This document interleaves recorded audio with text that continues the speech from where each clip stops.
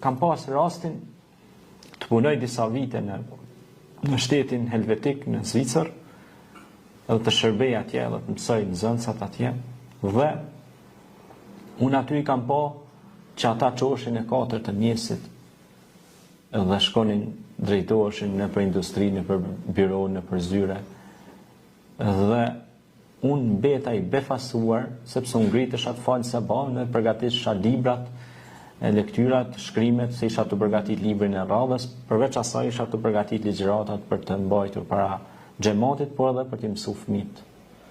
Dhe kur zgjohesha dhe shikoja nga pjesa parmakëve dhe nga drejtorja, nga pjesa verandës dhe terasës nga lart, shikoja ata burra dhe gra që vraponin të gjithë në për puna, në për industri, në për byro të ndryshme.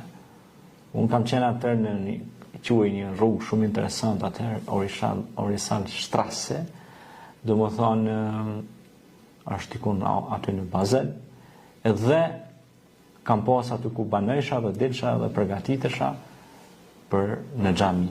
Dhe pra kjo ka qenë për mua një mesazh i fuqishëm, ku kam punu aty rreth 2 muaj, kam shërbyer si imam aty në xhami, ka qenë me të vërtet për mua një mesazh i fuqishëm se çfarë është puna në praktik. Dhe unë thash me vete, pas kam marrë në një lagje ku të gjithë që kanë besimtarë.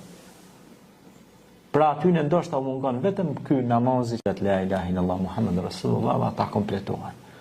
Na tash 1% e modhe e kem shahadetin namazin, po se kem atë që është shumë e rëndësishme, që është puna. Subhanallah. Puna shumë e rëndësishme.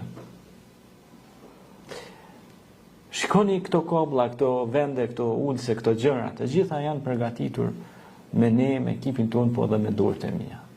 Jo që të mburren. Po kudo që unë shkoj e organizoj gjithçka dhe e menaxhoj. Dhe e punoj me dorët e mia.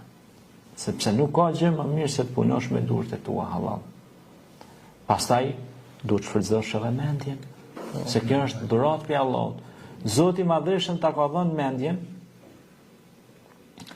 që ta përdorësh për vepra të mira, për punë të mira, dhe të mos rrish kot, ta humbasësh kohën kot. Koha që ka shkuar nuk mund të kthehet më. Çastet që kaluam më herët nuk mund të kthehet.